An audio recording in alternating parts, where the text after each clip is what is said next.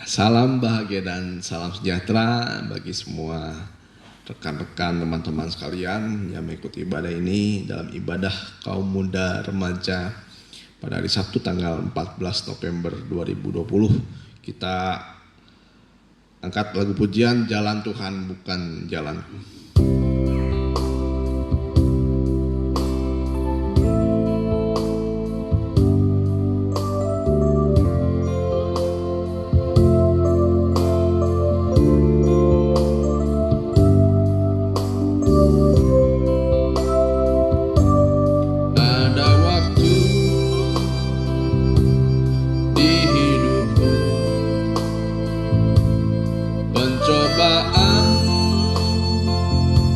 Berat menekan,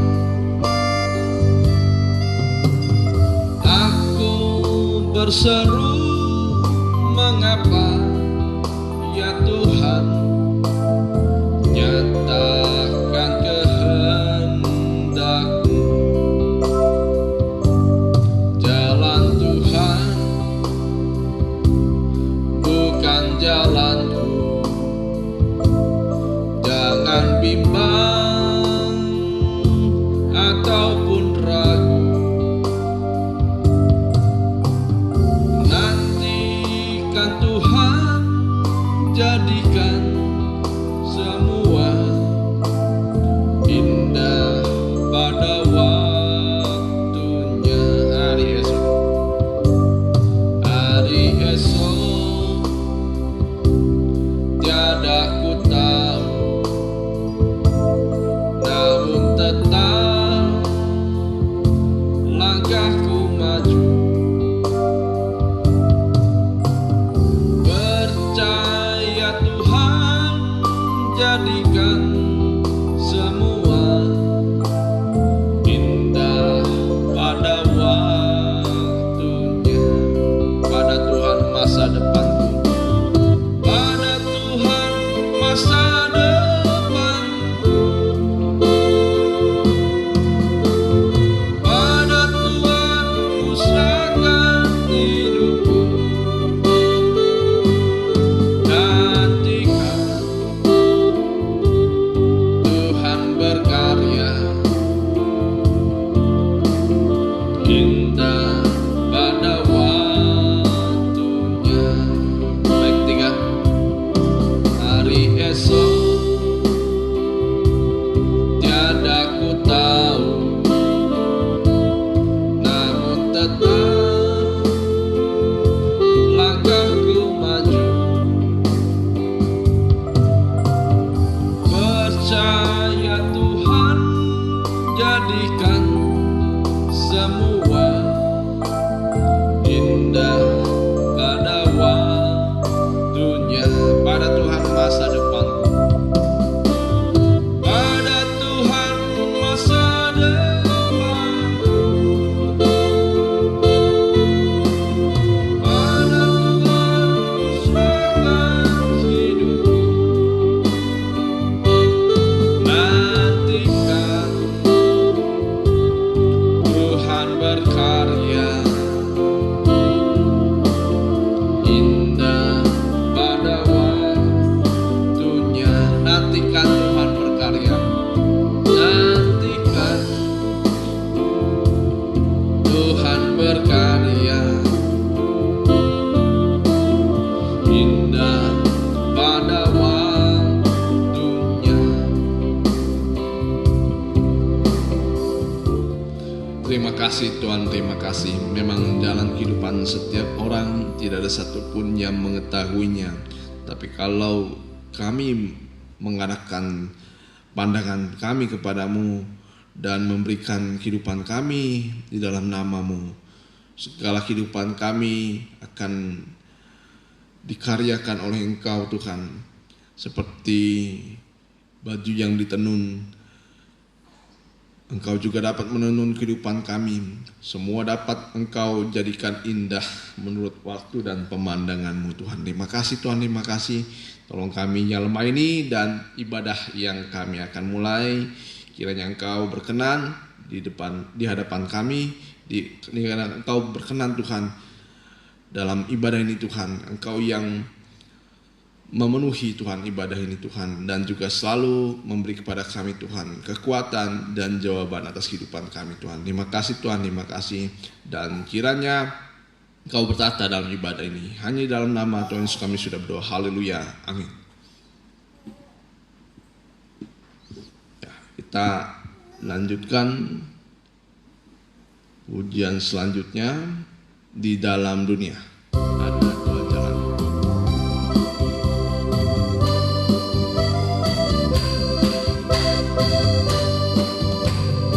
Di dalam dunia ada dua jalan, lebar dan sempit.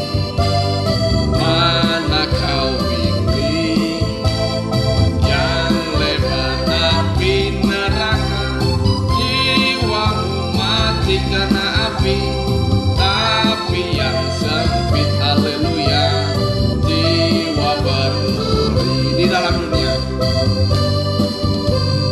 di dalam dunia ada dua jalan, lebar dan sempit.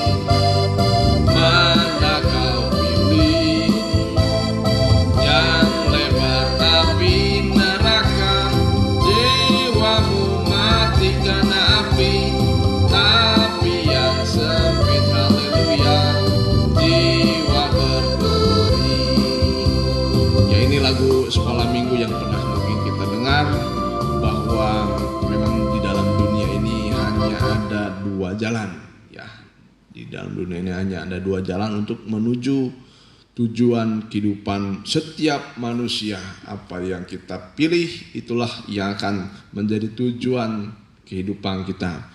Dan Tuhan tidak pernah memaksa orang untuk memilih, dan itulah yang menjadi pilihan kita. Apa kita di dalam jalan yang lebar, yang disitulah banyak orang menuju ke sana. Tapi kita diberi pilihan juga untuk masuk jalan yang sempit ini. Ini sedikit sekali orang yang akan menuju sana. Oleh sebab itu kita harus percaya dengan pilihan kita dan memilih dengan yang baik, dengan yang sangat baik. Itulah jalan yang sempit. Ya, kita lanjutkan pujian selanjutnya, Jalan Hidup Orang Benar.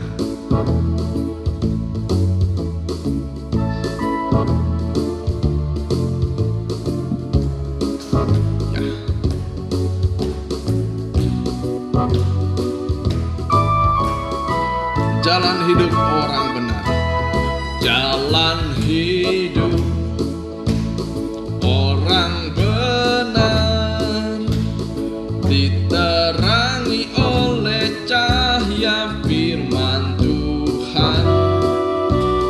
Jalan hidup orang benar semakin terang hingga rembang tengah hari. Apabila ia jatuh, tidaklah dibiarkan sampai tergeletak, sebab tangan Tuhan jua yang menopangnya dan membangunkan ku kembali. Jalan hidup orang benar. Jalan hidup orang benar diterangi oleh cahaya firman Tuhan. Jalan hidup orang benar semakin terang hingga rembang tengah hari. Apabila ia jatuh,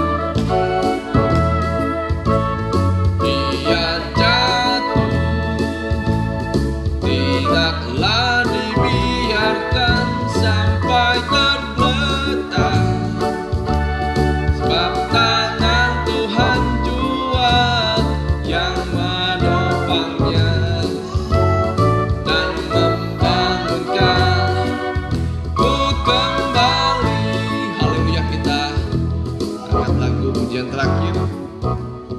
Sinar kemuliaan-Mu Bapa, ya.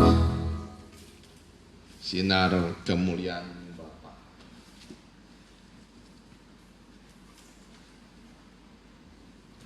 Sinar kemuliaan-Mu Bapa. Kita siapkan hati pikiran kita untuk kita bisa menerima firman Tuhan.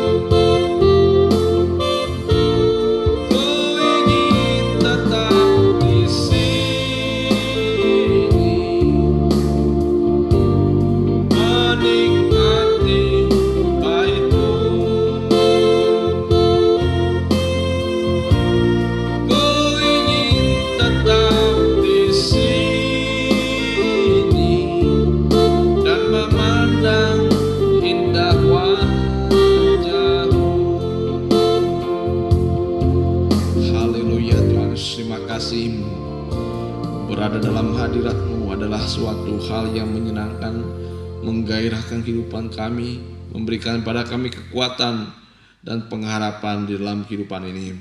Karena bersama-Mu Tuhan kami pasti akan menang, bersama-Mu kami akan melakukan perkara-perkara yang besar. Terima kasih Tuhan, kami akan mendengar firman-Mu. Tolong kiranya kami yang banyak kekurangan ini dan kelemahan ini, Engkau dapat sempurnakan dengan firman-Mu, Engkau dapat menyelamatkan dengan firman-Mu, menutup segala kekurangan kami, dosa kami, bahkan menyucikan kehidupan kami. Terima kasih Tuhan Yesus, terima kasih. Kami alaskan doa ini hanya di dalam nama Tuhan Yesus Kristus kami sudah berdoa. Haleluya, amin. Ya, salam bahagia dan salam sejahtera semuanya yang dikasihi oleh Tuhan.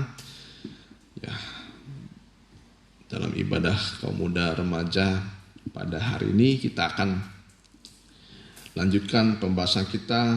Kita akan teruskan di dalam Amsal 4 ayat 10. Amsal yang keempat ayat yang ke-10.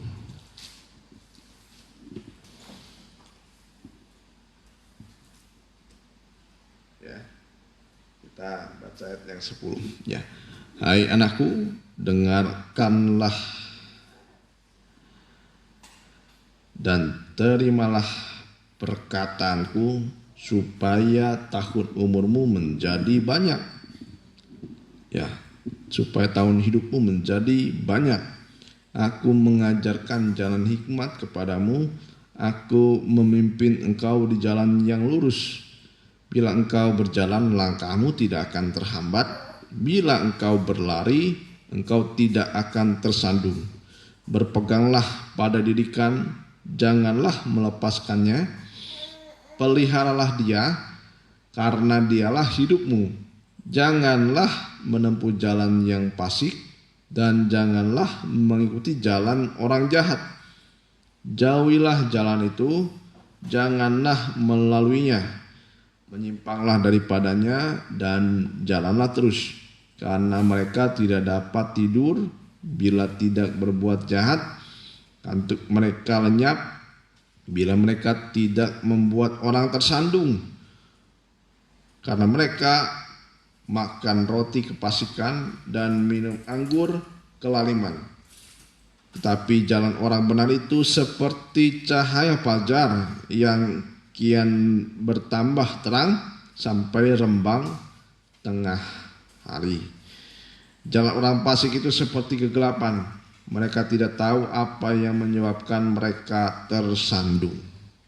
Ya, sebelum sampai situ, ini pembahasan kita pada hari ini.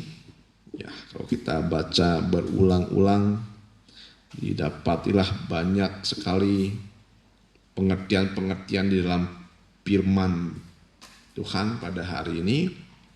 Dan saya fokuskan saja pada hari ini bagaimana kita sebagai anak-anak kaum muda semuanya harus memilih suatu jalan hidupnya. Ya, suatu jalan hidupnya harus dipilih setiap anak-anak muda, dan ini memang menunjukkan bagaimana Tuhan itu membebaskan setiap orang untuk memilih apa yang menjadi jalan kehidupannya. Ya. Nah, kita lihat di sini ada di dalam ayat 11. Kita kembali ke ayat 11. Aku mengajarkan jalan hikmat kepadamu. Aku memimpin engkau di jalan yang lurus. Ya. Kata kuncinya di sini jalan yang lurus. Ya, apa itu jalan lurus? Kalau dalam zaman aslinya ya jalan lurus itu seperti jalan yang ya, jalan berlorong. Ya itulah jalan berlorong yang memang lurus. Seperti kita kalau pernah kita melihat ada jalan, satu jalan cuma satu jalan di situ lorongnya. Itu lorong. Disitulah satu jalan saja, tidak ada jalan lain. Ya, itulah jalannya lurus. Jalan yang di sini juga disebut jalan hikmat. Jalan hikmat, jalan lurus, jalan terang, itulah semua persamaan kata sinonimnya. Jadi jalan yang lurus ini jalan hikmat. Ya. Jalan hikmat dalam mengikuti Tuhan. Ada disebut juga jalan terang. Ya, kalau kita lihat bagaimana Yohanes pernah ditugaskan Tuhan untuk mempersiapkan jalan bagi Tuhan. Yesaya 40 ayat 3 sampai yang kelima. Yesaya 40 ayat 3 sampai kelima. Ada suara yang berseru-seru, persiapkanlah di padang gurun jalan untuk Tuhan. Luruskanlah di padang belantara jalan raya bagi Allah kita. Terus setiap lembah harus ditutup dan setiap gunung dan bukit diratakan. Tanah yang berbukit-bukit harus menjadi tanah yang rata, dan tanah yang berlekak-lekuk menjadi dataran. Terus maka kemuliaan Tuhan akan dinyatakan dan seluruh umat manusia akan melihat bersama-sama. Sungguh Tuhan sendiri telah mengatakannya. Jadi kalau kita lihat membuat jalan yang lurus, kalau kita lihat jalan yang lurus itu sekarang tidak ada memang ya, tapi ada yang mengusahakan jalan itu supaya lurusnya. Di mana itu biasanya? Ya, di jalan tol biasanya. Di jalan tol. Begitu juga di rel kereta api, wah itu diusahakan jalan itu selurus-lurusnya. Sebisa mungkin jalan itu lurus. Kalau kita lihat proses pembuatan jalan di jalan tol itu begitu panjang sekali, harus ada perencanaannya. Semua jalannya itu harus diusahakan lurus, benar-benar lurus. Prosesnya panjang sekali. Ya, ada harus kadang-kadang tanah itu dibersihkan. Kalau saya membaca tadi bagaimana kalau kita membuat jalan, dilihat juga tanaman-tanaman di situ, batu-batuan. Prosesnya itu sangat-sangat panjang, ya. Karena jalan ini memang harus lurus, yaitu tidak berlembah, tidak bergunung, tidak berlekak-lekuk, ya, tidak ke kanan, tidak ke kiri. Itu yang menjadi jalan Tuhan, lurus. Nah, walaupun manusia di dunia ini tidak ada satupun yang bisa mengusahakan jalan sebegitu lurusnya. Tetapi hanya Tuhan yang bisa membuat jalan ini begitu lurus. Tidak ada miring 1 derajat pun, 0, berapa derajat tidak boleh. Ya. Itulah jalan lurus. Kira-kira kalau kita benar-benar jalan di satu garis, kira-kira kalau tanpa garis kita bisa nggak berjalan lurus? Kalau misalnya dari sini saja ke sana, saya ke sana, tapi tanpa ada garis lantai, saya bisa-bisa tidak tepat pada satu titik yang disebut garis lurus. Karena garis lurus adalah pertemuan antara titik satu dengan titik yang lain. Nah itulah garis. Ya, pengertian garis itu ya. Kalau garis lurus itu pengertiannya satu titik dengan satu titik. Nah kalau disatukan itu hubungannya berapa titik. Tapi kalau dihubungkan itu benar-benar membentuk satu garis lurus. Itu namanya garis lurus. Titik dengan titik dihubungkan. Itu garis lurus. Ya, manusia di dunia tidak bisa membuat jalan yang lurus. Kalau mungkin ada yang bisa menunjukkan, ya boleh beritahu. Tetapi kalau sepengetahuan saya tidak ada jalan yang begitu lurus, yang panjang dan lurus ya. Nah, kita bersyukur bahwa kita sudah diberitahu jalan yang lurus. Kalau kita renungkan, banyak orang yang belum mengetahui arah jalan hidupnya. Mengapa banyak orang tidak mengetahui arah jalan kehidupannya? Karena gelap. Siapa di sini bisa berjalan dalam kegelapan? Benar-benar tidak ada matahari, benar-benar tidak ada bulan, benar-benar tidak ada bintang-bintang, sehingga benar-benar sangat-sangat gelap, ya, sehingga benar-benar sangat-sangat gelap, ya. Jadi dalam kegelapan itu orang pertama tidak tahu melangkah. Kalau dalam kegelapan orang itu pertama tidak tahu melangkah. Yang kedua, tidak tahu arah dan tujuan. Yang ketiga, tidak tahu ada bahaya di depan. Ya, cukup 3 saja. Bayangkan. Yang pertama apa tadi? Orang dalam kegelapan tidak tahu arah, tujuan. Ya, tidak tahu bagaimana melangkah. Dan yang ketiga, tidak tahu bagaimana ada ancaman di depan. Sehingga orang yang berada dalam kegelapan, dia tidak tahu tujuan hidupnya. Ya, walaupun di situ ada lubang, ada jerat, ada sekalipun jurang, dia tidak tahu. Dia tidak tahu. Kalau kita mendengar ada beberapa orang yang mendaki gunung, tiba-tiba hilang. Dan banyak sekali peristiwa saat hilang itu, disitulah dia berada dalam kegelapan. Dia berada dalam kegelapan, tidak tahu langkah, terperosok sampai ada banyak berita bahwa dia tidak ditemukan sampai tidak bernyawa.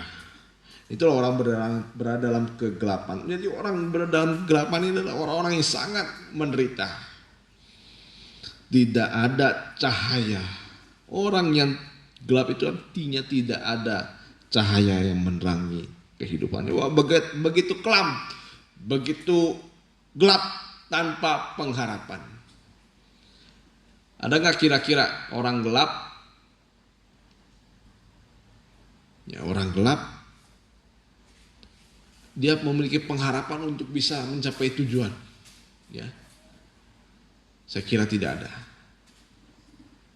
Kalau sekarang memang kalau orang bisa menanyakan. Tapi kalau misalnya kita berada dalam kegelapan, semua gelap. Orang sama-sama meraba-raba, tidak ada tahu tujuannya. Ya, tanpa pengharapan. Inilah orang-orang yang di luar Kristus, di luar Tuhan itu hidup tanpa pengharapan. Hidup tanpa pengharapan. Ya, jangan kita berkata kehidupan di luar Kristus itu lebih baik. Tidak. Di luar Kristus itu tanpa pengharapan. Saudara, di sini yang disebut tanpa pengharapan, jangan yang dimaksud tanpa pengharapan, tanpa istilahnya tujuan dalam hidup. Tanpa ada cita-cita, bukan itu yang dimaksud. Jadi tujuan hidup yang benar-benar sampai tujuan yang sesungguhnya. Itu bersama Kristus.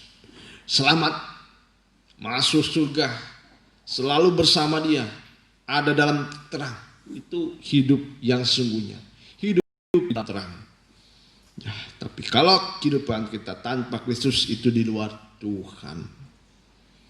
Tapi alangkah bodohnya dan alangkah menderitanya orang yang sudah dibawa ke dalam terang tetapi tidak mau mengikuti terang itu. Ya, ada gak semacam itu? Wah, banyak sekali. Terutama banyak orang-orang terhilang di antara sesama kaum muda. Banyak orang terhilang di gereja. Itu lebih mengerikan sekali. Ya. Jadi orang-orang yang di luar Tuhan, mereka yang mereka yang di luar Tuhan itu adalah orang-orang yang berada dalam kegelapan seperti di tengah hari, tanpa ada bulan, tanpa ada sinar sedikit pun. Ya, kalau di sini ruangan benar-benar tertutup oleh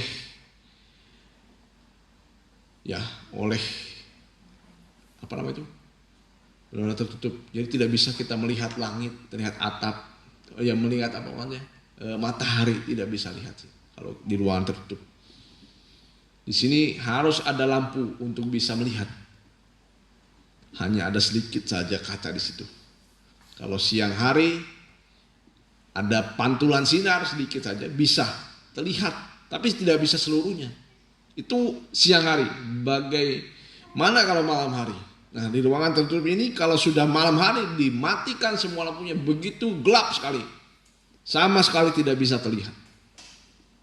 Ya, begitu juga orang-orang di malam hari. Di sini maksudnya sih orang berada dalam kegelapan. Tidak ada sinar sama sekali. Itu orang yang di luar Tuhan. Tetapi orang yang mengenal Tuhan, orang yang di dalam, misalnya disebutkan orang yang pernah mengenal Tuhan, orang-orang yang sudah diterangi hatinya,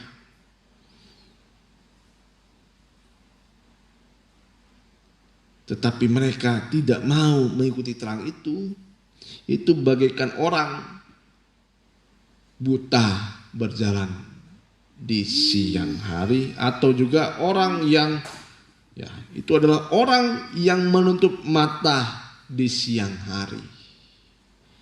Itu orang yang menutup mata di siang hari. Ya. Di mana Mana yang menderita kira-kira? Orang yang menutup matanya di siang hari atau orang yang berada dalam kegelapan di malam hari?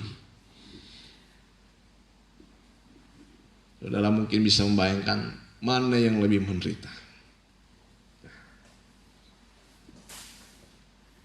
Orang yang menutup mata itulah yang menderita.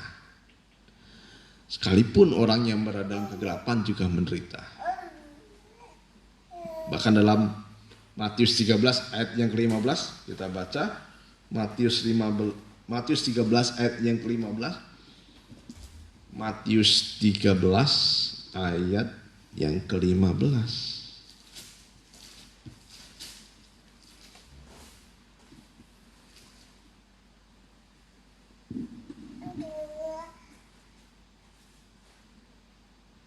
Mulai yang ke-14 ya.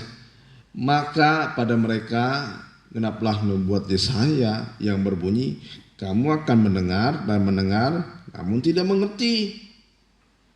Kamu akan melihat dan melihat namun tidak menanggap. Sebab hati bangsa ini telah menebal dan telinganya berat mendengar dan matanya melekat tertutup. Ada mata tetapi tertutup.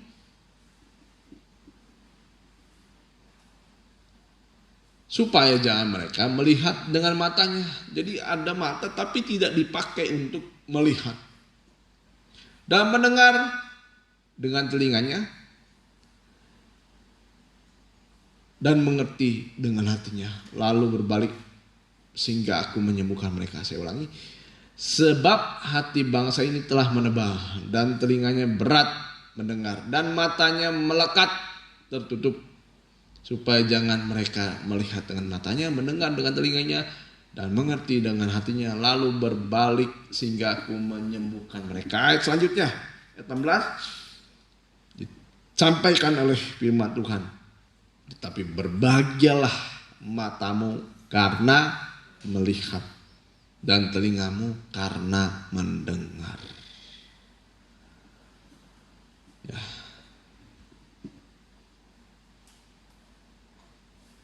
Jadi kalau orang yang sebenarnya kenal Tuhan tetapi tidak mau dekat kepada Tuhan, itu seperti orang yang punya mata tetapi tidak bisa digunakan. Ditutup matanya oleh dirinya sendiri. Nah, di mana posisi kita? Biarlah kita menggunakan mata ini untuk bisa melihat jalan yang ditunjukkan oleh Tuhan. Jangan kita punya mata tetapi tidak bisa digunakan. Ya. Kita baca kembali di Amsal 4 ayat yang ke-12. Amsal 4 ayat yang ke-12. Nah, jalan setiap orang nanti akan diuji.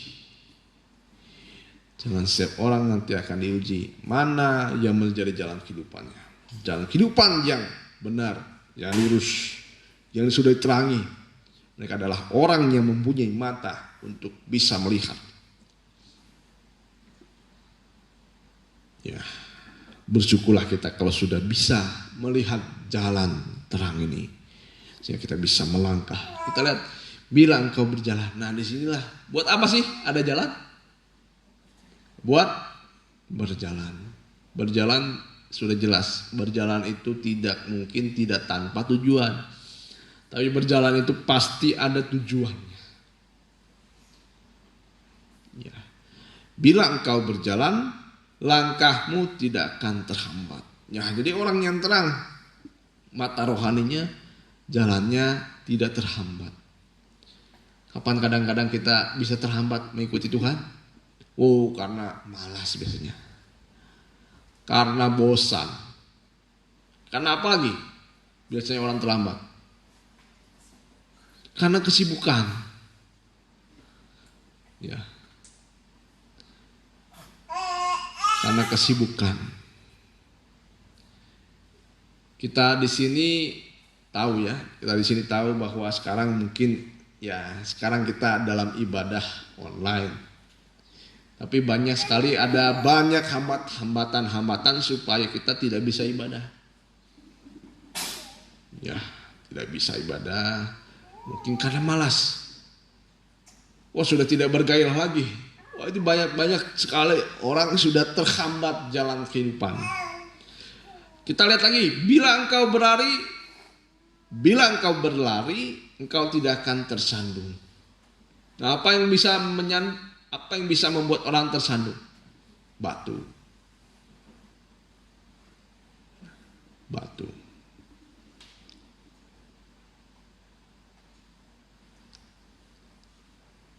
Apalagi yang bisa membuat orang tersandung? Tidak hanya batu saja, jalan lurus saja orang sekarang bisa jatuh. Kalau berlari tanpa ada sandungan pun orang kadang-kadang bisa terjatuh. Setelah terjatuh, dia baru bisa menjadi batu sandungan. Wah, banyak sekali yang menjadi batu sandungan itu dosa-dosa, ucapan-ucapan orang. Wah, banyak orang bisa tersandung. Kadang-kadang tidak ada yang menyandung pun orang bisa jatuh. Ya, karena merasa ada batu di depan tadi. Ternyata pas dilihat tidak ada batu. Itu salah paham biasanya. Itu kesalahpahaman biasanya. Ada yang pernah berlari jatuh tapi tidak ada sandungan? Wah, banyak sekali. Karena merasa diri hebat, dia berlari, tapi ketika terjatuh dia seperti ada sandungan tapi pas dilihat tidak ada. Wah, memang ini kurang hati-hati. Terus lihat, nah, berpeganglah pada didikan, janganlah melepaskannya. Inilah cara agar kita tidak terjatuh, berpegang pada firman Tuhan. Karena kalau kita melepaskan firman Tuhan, nah kalau kita punya handphone satu nih ya. Tapi kalau ada lagi buku di sini, mungkin orang bisa membawa buku dengan handphone ini. Tapi suatu saat kalau orang itu lihat seperti ini sangat riskan sekali jatuh. Nah, banyak sekali kalau sudah tidak bisa memegang satu, orang mau memegang dua tidak bisa. Orang pasti akan melepaskan yang satu, memegang yang lain. Dan begitu juga dalam kehidupan rohani. Tidak mungkin orang bisa memegang dua. Ya. Nah, ini sajalah. Nah, kalau ini kita pegang satu, tidak mungkin bisa kita pegang satu lagi. Nah, satu tangan ini ya.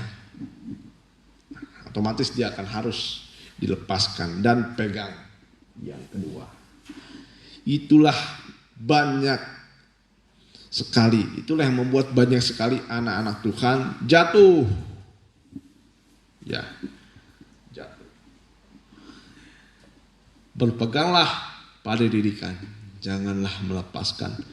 Peliharalah dia, karena dialah hidupmu.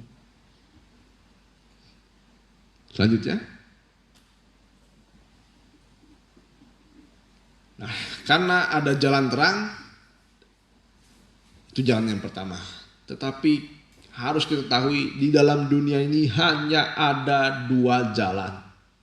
Mengapa disebut di dalam dunia ini?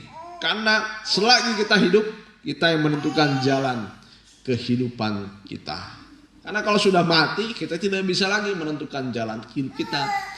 Disitulah tujuan nanti setiap orang. Mungkin kita bisa berkata, saya kan masih muda. Saya kan masih sangat ya, saya masih remaja, sangat muda. Wah, ngapain sih mikir yang sejauh itu? Itu kan buat hari tua.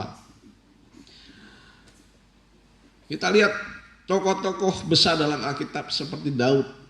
Dia sudah mengenal Tuhan. Dia sudah memilih jalan ketika masih muda, masih kecil. Salomo juga ketika masih muda. Siapa lagi? Yusuf ketika masih muda. Dan banyak orang berkata, wah saya membuang-buang waktu kalau saya hidup secara rohani. Wah saya membuang-buang waktu kalau hidup di gereja. Saya membuang-buang waktu kalau hidup melayani Tuhan. Akhirnya dia tidak akan pernah bertumbuh selagi muda. Dan apa yang ditabur, itulah yang akan dituai. Jadi suatu hidup itu ada hukum tabur tuai. Dan itu juga berlaku dalam Alkitab, dalam firman Tuhan. Dan saya puji Tuhan selagi saya masih hidup secara waktu kecil, waktu kaum muda, waktu sudah beranjak dewasa, sekalipun banyak sekali yang saya lakukan, banyak kesalahan-kesalahan, dosa-dosa yang banyak dilakukan, tetapi saya mau berpegang pada firman Tuhan. Saya tidak mau melepaskan firman Tuhan, sekalipun saya jatuh, mungkin tersandung apapun juga, tapi saya tidak mau melepaskan firman Tuhan. Tetap pada prinsip awal sesuai dengan firman Tuhan. Kehidupan saya dipelihara oleh Tuhan. Sampai umur segini saya tidak, puji Tuhan, saya belum mengalami dan tidak mau mengalami masa-masa yang benar-benar sukar dialami setiap orang, sampai orang itu jatuh, kadang-kadang orang di penjara, maaf saja saya katakan itu, hidupnya benar-benar terpuruk. Nah, itulah keuntungannya dan kemurahan Tuhan kalau kita sudah berada dalam jalur Tuhan. Walaupun orang bisa terjatuh, tetapi tidak sampai tergeletak, tidak sampai mati dalam kerohanian. Karena benar-benar tangan Tuhan itu benar-benar menopang kehidupan kita. Ya, ada jalan yang ditempuh, hanya harus dipilih oleh setiap anak-anak Tuhan, anak-anak muda. Wah, saya kan masih muda. Janganlah saya diberi pilihan pada waktu muda. Janganlah saya disuruh memilih. Wah, tidak bisa. Kalau satu hal yang kita tidak pilih, hal lainnya akan kita pilih. Ya. Dan itu memang kadang-kadang tidak disadari. Wah, saya kan tidak mau hidup dulu cara rohani. Mungkin saya masih remaja, masih muda. Ya Tuhan, janganlah saya harus melayani Tuhan. Janganlah saya harus berbakti kepada Tuhan dengan sungguh-sungguh, dengan sepenuh hati. Tidak sadar dia bahwa jalan lain ini menyedot dia. Jadi kalau kita coba, yang kalau kita berenang dalam arus dari sana ke belakang kita harus mencapai tujuan di sana. Salah satu jalan dan satu-satunya jalan kita harus berusaha berenang mencapai tujuan. Tapi kalau kita tidak mau berusaha, jalan yang kedua ini menyedot kita dengan tidak sadar. Jadi jalan dunia ini menyedot kita. Walaupun kita tidak memilih jalan Tuhan, jalan dunia itu sudah otomatis menyedot kita. Dan begitulah banyak orang tidak menyadari bahwa dia sudah semakin lama semakin jauh. Tapi kalau kita memiliki jalan hikmat, kita mau berusaha hidup benar, hidup suci. Jalan memang seperti kita melawan arus, tetapi kekuatan itu bukan datang dari diri kita. Kekuatan itu datang dari firman Tuhan. Jangan harap kita memiliki kekuatan tanpa firman. Jangan harap kita memiliki kekuatan tanpa kerinduan kita kepada Tuhan. Jangan harap kita memiliki kekuatan tanpa pengenalan yang benar akan Kristus. Jangan harap kita memiliki kekuatan tanpa Roh Kudus. Jangan harap kita memiliki kekuatan dengan kekuatan kita sendiri. Ya, inilah jalan yang benar. Kalau kita menempuh jalan fasik, kita seperti disedot, tidak sadar. Kapan kita mulai disedot oleh jalan fasik ini? Yaitu saat kita mulai tidak ada lagi kerinduan, tidak lagi rasa haus. Janganlah menempuh jalan orang fasik terus. Jauhilah jalan itu. Janganlah melaluinya. Menyimpanglah daripadanya dan jalanlah terus. Ya, terus. Karena mereka tidak dapat tidur bila tidak berbuat jahat. Nah, kalau orang sudah terseret, kalau tidak melakukan dosa, dia tidak tenang. Tidak bisa tidur, artinya tidak bisa tenang. Banyak orang minum minuman keras, minum obat-obatan. Mengapa? Karena kalau tidak melakukan hal itu, dia tidak akan tenang. Tidak akan tidur. Kantuk mereka lenyap bila mereka tidak membuat orang tersandung. Terus, karena mereka makan roti kefasikan dan minum anggur kelaliman. Ya, tetapi jalan orang benar itu seperti cahaya fajar yang kian bertambah terang sampai rembang tengah hari. Nah, mungkin terang kita sekarang mungkin masih terang lilin. Terang kita mungkin masih seperti lampu yang kecil. Tidak masalah. Ya. Tapi kalau kita benar-benar ada Kristus, kita pasti ada terang. Itu tidak akan bisa dihambat oleh apapun. Kalau terang kira-kira bisa dihambat oleh apapun? Tidak bisa. Sekalipun terang ini ditutup di samping sini, dia akan menerangi yang lain. Ditutup sini, dia akan menerangi di sini. Ditutup kanan kiri muka belakang, dia akan menerangi yang lain lagi. Itu sifat dari terang, tidak bisa tertutup. Tidak bisa tutup. Sekalipun matahari, kalau kita tahu matahari, kira-kira terang matahari bisa ditutup gak? Tidak bisa. Sekalipun malam, ada gak kira-kira terangnya matahari pada waktu malam? Ada tidak? Ada. Terang matahari waktu malam itu dipantulkan lewat bulan. Pantulkan lewat bulan. Itu terang matahari sebenarnya. Bulan itu tidak bersinar sama sekali. Bulan itu hanya memantulkan sinar dari matahari. Dan begitu matahari, begitu juga kehidupan kita. Dari jam 6, jam 7 sampai nanti jam 12 pada keadaan yang paling terang. Itulah cahaya orang benar. Walaupun kita belum sempurna, tapi kalau ada cahaya dalam diri kita, terus bersinar. Jangan meredup. Terus seperti cahaya fajar pada rembang tengah hari. Ya, kita akan nyanyikan lagu pujian saja. Ya. Kita percaya bahwa Tuhan sudah menerangi hati kita dengan firman ini. Kalau sudah Tuhan menerangi dalam hati, terang itu tidak bisa ditutup oleh apapun juga. Dengan kita bisa bersaksi, bisa memberikan kebaikan lewat cara apapun juga.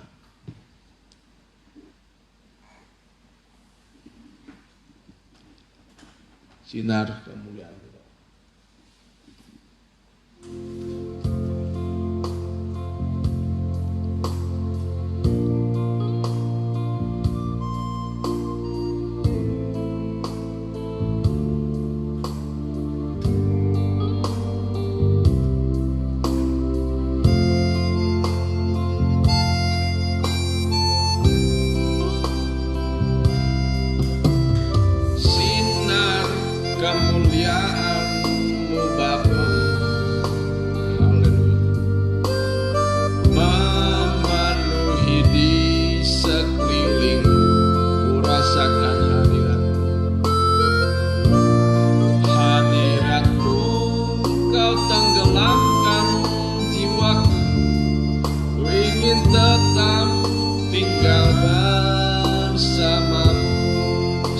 kemuliaan-Mu Bapa.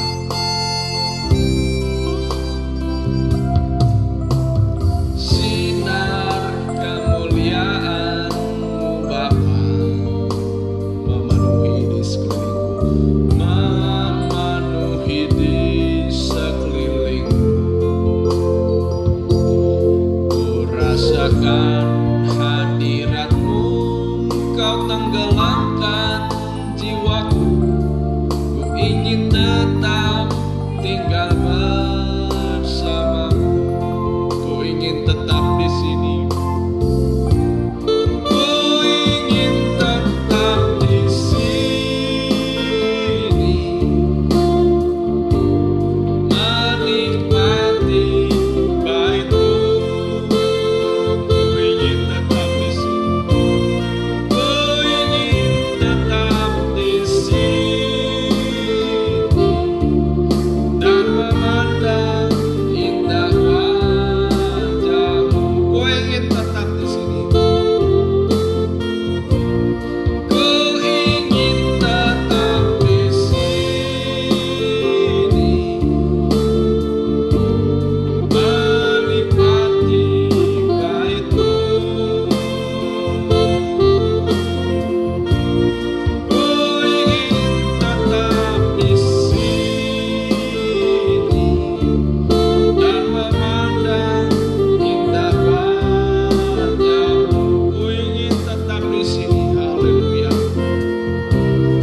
Ku ingin tetap di sini, menikmati bait-Mu. Ku ingin tetap di sini dan memandang indah wajah-Mu, dan memandang indah wajah-Mu, dan memandang indah wajah-Mu. Haleluya, Tuhan Yesus, haleluya. Kami ingin selalu berada dalam hadirat-Mu, berada dalam naungan sayap-Mu, berada dalam jalan-Mu, karena di dalam jalan-Mu hanya ada terang kemuliaan. Jadi kami melihat terang itu bercahaya dalam hati kami. Terang itu juga menerangi segala jalan kehidupan kami, dan juga bisa menerangi orang lain. Tolong kami Tuhan yang lemah, dan bagi orang ini Engkau dapat menyempurnakan lewat firman-Mu, dapat mengubahkan kami lewat firman-Mu, menutup segala dosa-dosa kami, menyucikan kehidupan kami. Terima kasih Tuhan, biarlah kami mengakui segala kekurangan kami, segala dosa kami di hadapan-Mu. Terima kasih Tuhan, terima kasih. Dan kiranya jangan ada lagi kami yang berada dalam kegelapan, tapi kami ingin melihat dengan mata kami bahwa Engkau begitu baik dalam kehidupan kami, bahwa Engkau memberikan jalan yang terbaik dalam kehidupan kami, asal kami mau berpegang pada firman-Mu. Terima kasih Tuhan, terima kasih. Dan berkati segala pekerjaan usaha anak-anak-Mu di mana saja mereka berada. Berkati juga Tuhan sekolah studi mereka, dan juga yang mencari pekerjaan, Engkau beri pekerjaan yang terbaik daripada-Mu sesuai dengan kehendak-Mu. Dan juga kami berdoa buat yang sakit, kiranya Engkau lewat bilur-bilur-Mu menyembuhkan segala penyakit, baik dalam penyakit pikiran mereka, hati mereka, mungkin kekhawatiran yang ada dalam diri mereka, ketakutan yang terjadi dalam hati mereka, dalam tujuan kehidupan mereka. Tolong Engkau dapat memberikan pada mereka jalan keluar, dan memberikan pada mereka hikmat yang daripada-Mu. Terima kasih Tuhan, terima kasih. Dan kiranya Engkau memberikan pada kami kekuatan juga bagi yang lemah. Terima kasih Tuhan, terima kasih. Dan terimalah berkat dari Allah Bapa, Sang Putra, dan Roh Kudus. Itulah Tuhan Yesus Kristus yang menaungi kami sampai kesudahan akhir zaman.